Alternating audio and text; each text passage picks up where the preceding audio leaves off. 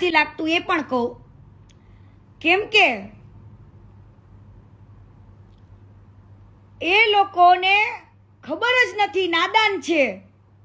કદાચ મને ગમે એવી ગાળો આપે ને તોય વાંધો નથી, બરાબર? એટલે તમ તારે જેને પણ જેટલા વિડીયો બનાવવા હોય, જેને મને ગાળો દેવી હોય, બધા જ દ્યો, એને મને કોઈ જ તકલીફ નથી. કેમ કે ઈ ગાળો દેવાથી, વિડીયો બનાવવાથી સત્ય છુપશે નહીં. અને બીજી વસ્તુ કે જેટલા લોકો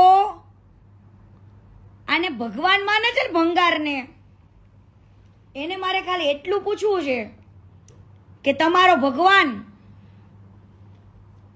એ ભગવાન જ હોય તો એને ક્યાં તમારા બધાના સપોર્ટની જરૂર છે? એને કયો ને ખુલ્લીને સામે આવી જાય એકવાર, અને જે સવાલો છે એના સવાલોનો જવાબ આપે. હે, એને કયો આપે? અને એટલો જ બધો તમારો ભગવાન સાચો હોય, મારા માટે તો ભંગાર છે, એટલો જ બધો જો સાચો હોય તો એને કયો સમાધાનના ફોન ના કરાવે? એને કયો કયા કયા કલાકારો, કયા કયા સાહિત્યકારો પાસે મને ફોન કરાવે છે સમાધાન માટે? ઈ એના મોઢે બોલે છે કે હા હું સમાધાન માટે ફોન કરાવું છું, નકર તો આપણી પાસે રેકોર્ડિંગ તો છે જ. સમાધાન ઝઘડા ના હોય, કોઈ પણ મેટરો ના હોય, પણ જે માણસ માર્કેટની અંદર લોકોના ગાળિયા કરતો હોય ને હીરો બનતો હોય ને એના સમાધાન ન હોય. અત્યાર લગીનમાં મારી કોઈ પણ મેટરમાં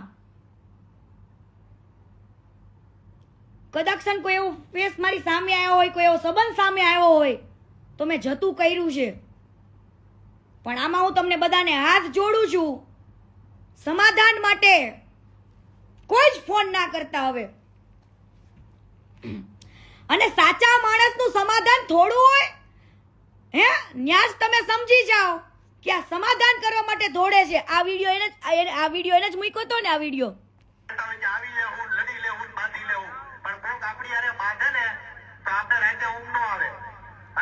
સમાધાન થઈ જાય તો સારું. એ માતાજી ફટાફટ કરાઈ દો, નકર ભૂડા લાગશે એવું થાય.